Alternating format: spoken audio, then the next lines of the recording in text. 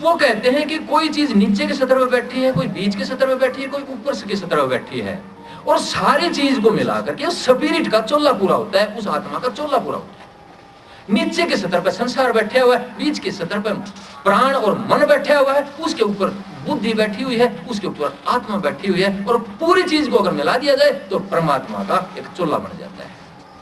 परमात्मा का एक रूप जो निराकार भी है, जो साकार भी है, जो निराकार से साकार में तब्दीली हो जाती है, जो सारे साकार रूप मिलके डिजोल्व हो जाते हैं, वही चीज निराकार रूप में आ जाती है। जैसे विज्ञान कहता है कि एक प्रकाश से, एक सूरज से सारी सृष्टि पैदा हुई है, प्रकाश से। यही अध्यात्म कहता है कि एक नूर ते सब जग उपजा, नानक साहब यही कहते हैं, कौन भले को मंदा, एक नूर ते सब जग उपजा। तो आप अंदाजा लगा सकते हैं कि एक प्रकाश से एक आदमी, एक पृथ्वी, एक पेड़, सितारे, सब कुछ इससे बन सकता है।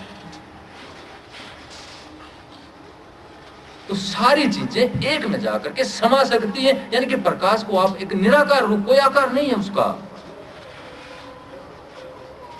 एक शब्द जो निरंतर वाणी हो रही है, कोई आकार नहीं है उसका, लेकिन उसी से सारी सृष्टि पैदा हो जाती है। तो सारे आकार जो मिलके, यही शंकराचार्य जी कहते हैं कि जब ये सांसारिक व्यवहारिक चीजें, परिभाषित चीजें जब परमार्थ में मिलती हैं तो अपना आकार खो देती हैं और पार ब्रह्म में जाकर के समा जाती हैं। इसलिए इस चीज को, इस संसार को, इस व्यवहार को, इस सपनों के संसार को उन्होंने एक सपना, एक झूठ, एक माया, एक छल बोला है,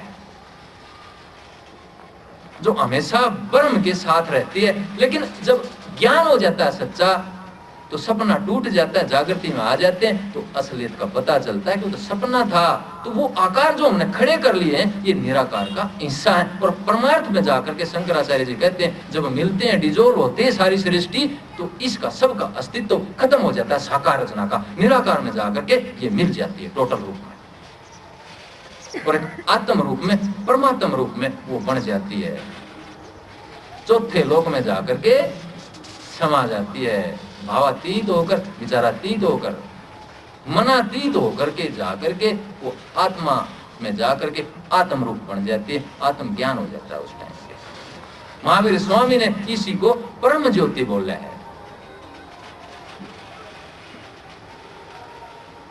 तो चीजें एक ही हैं, सिर्फ शब्दों का झगड़ा है। तो मैंने उसको कहा कि भाई चीज एक ही है, कोई किसी जगह बैठी है, कोई किसी जगह बैठी है। अब आप नास्तिक हैं तो मैं उसी स्पेक्ट्रम की उसे हिस्से में आकर के आपसे डिस्कशन करूंगा तो वो बात सच्ची है, उसे ऊपर जाकर के डिस्कशन करूंगा तो नीचे की चीज कुदरती झूठी हो जाती है। ऊपर के हिसाब से नीचे की चीज कुदरती झूठी हो जाती है, क्योंकि प्रकृति का हर सतर एक विरोधी के ऊपर खड़ा हुआ है।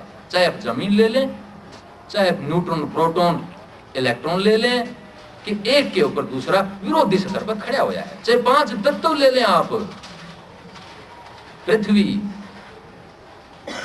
जल, वायु, अग्नि, आकाश, तीनों एक विरोधी स्वभाव की चीजें, तीनों एक दूसरे को, जो ऊपर खड़ा हुआ है, पृथ्वी के ऊपर जल खड़ा हुआ है, पृथ्वी को अगर डिजोल्व करना, खत्म करना है तो सिर्फ जल कर सकता है। जल को खत्म करना है तो सिर्फ अग्नि कर सकती है, क्योंकि भाप बन के जल विलीन होगा, अग्नि में जाकर के विलीन हो सकता है। अग्नि विलीन हवा कर सकती है उसको, हवा में जाकर के जब बिखर जाते हैं उसके सारे अणु परमाणु तो खत्म हो जाती है। और हवा आकाश की ऊंचाइयों में जाकर के विलीन हो सकती है, जहां वो एक सूरज के अंदर सबसे हल्का हिस्सा हाइड्रोजन बन करके, प्रोटॉन बन करके जलती है, और वही हमें फिर प्रकाश देती है, सारी सृष्टि का जीवन देती है। यानी कि सारी सृष्टि एक विरोधी सतर के ऊपर खड़ी हुई है। तो क्या ये 5 तत्व जो मैंने बताए, या सारी धाराएं, या सारी विचार की धाराएं एक ही परम धारा का हिस्सा नहीं हुई, एक ही सृष्टि का, एक ही परम तत्व का हिस्सा नहीं हुई? कहीं भी लड़ाई नहीं है, मैं कहता हूं, सिर्फ समझ की देरी है। आप समझ उस सतर की करते हैं, उस सतर पे व्यवहार करते हैं तो वो बात सच्ची है। कार्ल मार्क्स के सतर पर आप व्यवहार करते हैं तो वो भी चेतना को जगाते हैं। मरी हुई चेतना गरीब आदमी की, जो बोल नहीं सकता, वो कहते हैं ग्रुप में इकट्ठे हो जाओ तुम और संघर्ष करो। चेतना को जगाते हैं, जो भी चेतना को जगाता है उसको मैं अवतार बोलता हूं। क्योंकि वो भी चेतना को जगाता है। जब चेतना जागती है तो कुदरती आदमी आजादी मांगता है। आपकी आजादी की लड़ाई में आर्य समाज का, स्वामी दयानंद का बहुत बड़ा रोल कहा जाता है, कबीर साहब का बहुत बड़ा रोल कहा जाता है, क्योंकि उन्होंने आत्मा को जगाया। अगर आत्मा जगती है तो फिर आजादी मांग ही लेता है आदमी।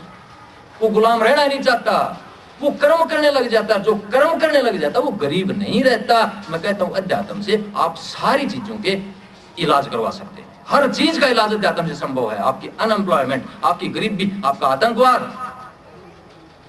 कोई भी चैलेंज है, अगर सच्चा आध्यात्मिक बीज का अंकुरण फूट जाता है तो।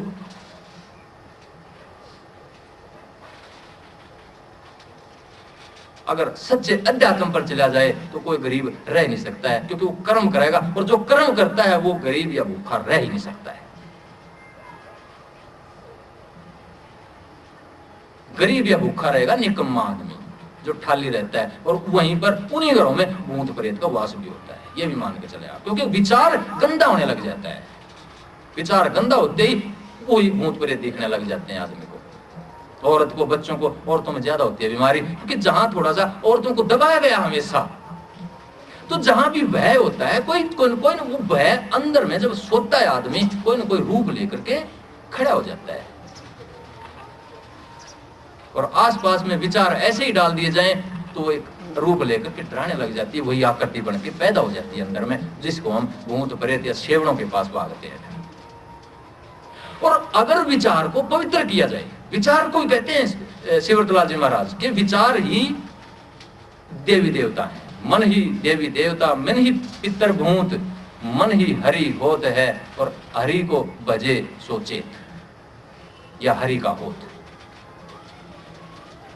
जब अच्छा विचार जगता है तो हमें देवी देवताएं और राम कृष्ण और हमारे अवतारों के दर्शन होने लग जाते हैं, मन के पवित्र होते हैं। इसलिए सत्संग में शब्द सुनो, सत्संग सुनो, अच्छी संगत में बैठो तो विचार अच्छा होने लग जाता है, और विचार पवित्र होते ही आदमी कर्म करने लगता है सच्चाई के साथ, और जो सच्चाई के साथ कर्म करेगा वो गरीब रह जाएगा। मेरे सदगुरु कहते थे, अपने नाम लेने के बाद आप गरीब रह जाते हैं, या एक माता पिता की सेवा कर लो, वो कहते थे इससे भी अगर आदमी गरीब रह जाता है तो वो कहते हैं कि मैं जमानती हूं, आकर के पूछ लेना, मेरी मूछें पाड़ लेना।